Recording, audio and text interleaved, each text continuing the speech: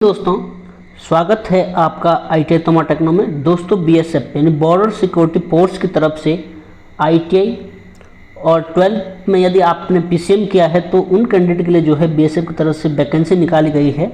आपके लिए जो वैकेंसी है वो 718 पोस्ट पर वैकेंसी निकाला गया है। हालांकि 1100 प्लस पोस्ट पर जो है यहाँ पर वैकेंसी निकाला है, लेकिन ITI व 12th पास कैंडिडेट के लिए जो है 718 पोस्ट है। उसमें से जो बाकी जो रिमेनिंग पोस्ट है वो डिपार्टमेंट के लिए है, जो है ऑलरेडी BSF में यहाँ पर जॉब करते हैं, वो वैकेंसी उनके लिए है।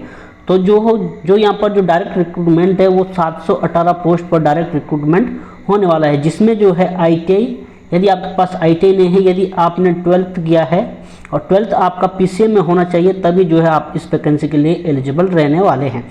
तो दोस्तों, वैकेंसी की यदि हम बात करें तो वैकेंसी की बात करें तो एम्प्लॉयमेंट न्यूज 16 से 22 अगस्त का जो एम्प्लॉयमेंट न्यूज है उसमें जो है आपका यह वैकेंसी यहाँ पर निकाला गया है। एम्प्लॉयमेंट न्यूज में जो वैकेंसी निकालता है वो 100% जो आपका श्योर वैकेंसी होता है। वैकेंसी यदि हम पोस्ट की बात करें तो सबसे पहला जो पोस्ट है हेड कांस्टेबल रेडियो ऑपरेटर का है। सेकंड जो पोस्ट है हेड कांस्टेबल रेडियो मैकेनिक का है। लेवल 4 का आपका जो पोस्ट है 25,500 आपका बेसिक रहेगा। यदि हम बात करें सैलरी की अप्रॉक्सीमेटली की, तो आपका जो है 40 प्लस यहाँ पर जो है इंडियन सैलरी आपको मिलने वाला है। ऑनलाइन एप्लीकेशन की बात करें तो 24 अगस्त से इसके ऑनलाइन एप्लीकेशन स्टार्ट होंगे और 23 सितंबर तक जो है आप अपने फॉर्म को यहाँ पर फिलअप कर पाएंगे। अब दोस्तों, वैकेंसी को देख लेते हैं। वैकेंसी कुछ इस प्रकार है। हेड कांस्टेबल रेडियो ऑपरेटर की बात करें तो रेडियो ऑपरेटर में जो है अलग अलग प्रकार की वैकेंसी निकाली गई है। यह वैकेंसी जो है एक्स सर्विसमैन के लिए है, यह वैकेंसी आपके लिए नहीं है, और CA वाली वैकेंसी भी आपके लिए नहीं है, और यह जो वैकेंसी है ये वैकेंसी भी आपके लिए नहीं है। ये जो वैकेंसी है यहाँ पर जो है, ये वाली जो वैकेंसी है ये जो है ऑलरेडी जो BSF में जो यहाँ पर ऑलरेडी पोस्टेड है, BSF में ऑलरेडी जॉब करे, ये वैकेंसी उनके लिए है। ये वैकेंसी एक्स सर्विसमैन के लिए, ये वैकेंसी CA के लिए है। बाकी जो यहाँ पर अदर स्टूडेंट के लिए जो वैकेंसी बचती है डायरेक्ट रिक्रूटमेंट की, वो आपकी ये वाली वैकेंसी है। उसमें से हम यहाँ पर हेड कांस्टेबल रेडियो ऑपरेटर की बात करें तो UR की 177 है, EWS का जो है आपका 38 पोस्ट है, OBC का जो है 225 है, SC का 81 पोस्ट है, और ST का जो है आपका यहाँ पर 63 पोस्ट है। टोटल जो ऑपरेटर की तो यहाँ पर जो है 584 पोस्ट जो है टोटल रेडियो ऑपरेटर के लिए है। और हेड कांस्टेबल रेडियो मैकेनिक की बात करें तो यहाँ पर जो UR के लिए 41 पोस्ट है, EWS के लिए 10 पोस्ट है, और OBC के लिए जो है आपका 52 पोस्ट है, SC के लिए जो है 18 पोस्ट है, ST के लिए 13 पोस्ट है। टोटल जो है 134 पोस्ट यहाँ पर हेड कांस्टेबल रेडियो मैकेनिक में यहाँ पर निकाली गई है। तो आशा करता हूँ दोस्तों आपका जो वैकेंसी ब्रेकआउट है वो अच्छे से आपका जो है वो क्लियर हो चुका होगा। अब दोस्तों बात करते हैं इसके एजुकेशन क्वालिफिकेशन की। एजुकेशन फर्स्ट जो एजुकेशन क्वालिफिकेशन है उसमें यदि आपने इंटरमीडिएट जो है आपने यहाँ पर साइंस से किया है, साइंस यानी फिजिक्स केमिस्ट्री मैथमेटिक्स से किया है। यदि फिजिक्स केमिस्ट्री मैथमेटिक्स तीनों सब्जेक्ट में आपका एवरेज जो है 60% मार्क्स है तो आप यहाँ पर अप्लाई कर सकते हैं। तीनों सब्जेक्ट में मिलाकर आपका 60% होना चाहिए। यदि आपका जो है किसी सब्जेक्ट में, यदि मान के चलो आपका मैथ में 55% है और यहाँ पर जो है फिजिक्स और केमिस्ट्री मिलाकर आपका तीनों सब्जेक्ट में एवरेज 60% हो जाता है, तो आप यहाँ पर एलिजिबल है। यहाँ पर ऐसा नहीं है कि हर सब्जेक्ट में 60% चाहिए। इन्होंने 3 सब्जेक्ट का जो है एवरेज मार्क्स निकाला है। इन तीनों सब्जेक्ट में एवरेज मार्क्स आपका 60% होना चाहिए। यदि आपके पास जो है यहाँ पर 12th में साइंस से अप्लाई कर सकते हैं। सेकंड, यदि आपने जो है यहाँ पर 10th किया है, 10th के बाद यदि आपने ITI किया है, ITI आपका रेडियो टेलीविजन इलेक्ट्रॉनिक्स इंजीनियरिंग में है। यदि आपने कोपा से ITI किया तो अप्लाई कर सकते हैं। यदि आपने डाटा एंट्री ऑपरेटर और कंप्यूटर सॉफ्टवेयर से ITI किया अप्लाई कर सकते हैं। General electronics engineering data entry operator से ITI किया है तो आप यहाँ पर अप्लाई कर सकते हैं। अब बात करते हैं हेड कांस्टेबल रेडियो मैकेनिक की। हेड कांस्टेबल रेडियो मैकेनिक यदि हम बात करें, यदि आपके पास जो है 12th है, सेम क्वालिफिकेशन है जो मैंने आपको ऊपर बताया, 60% मार्क्स आपका होना चाहिए।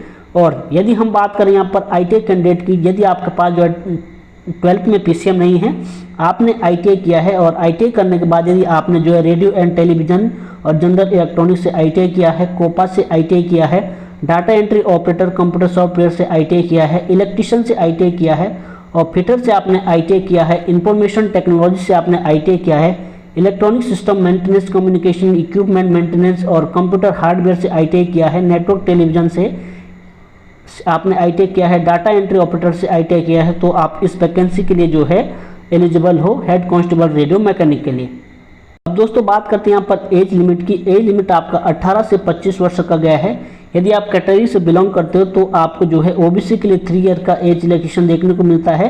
SC और ST के लिए जो 5 ईयर का एज रिलैक्सेशन देखने को मिलता है।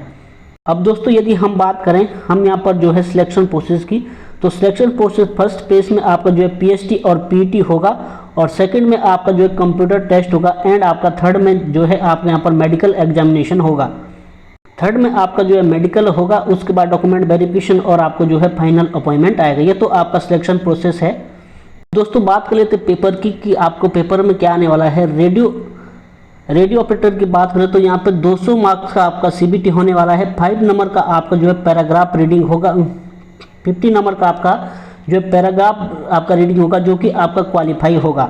यदि हम बात करें रेडियो मैकेनिक की, तो रेडियो मैकेनिक के लिए आपका जो है टोटल 200 मार्क्स का आपका यहाँ पर CBT एग्जाम होने वाला है। यदि CBT एग्जाम की हम बात करें कि CBT एग्जाम में आपको जो है क्या क्या आने वाला है, उसमें आपको जो है पार्ट 1 में फिजिक्स आएगा, जो कि 40 क्वेश्चन रहेंगे, आपका यहाँ पर 80 मार्क्स का आएगा। पार्ट 2 में मैथमेटिक्स आएगा, आपका टोटल जो है 40 मार्क्स का आएगा। पार्ट 3 में आपका केमिस्ट्री आएगा, टोटल 40 मार्क्स का आएगा।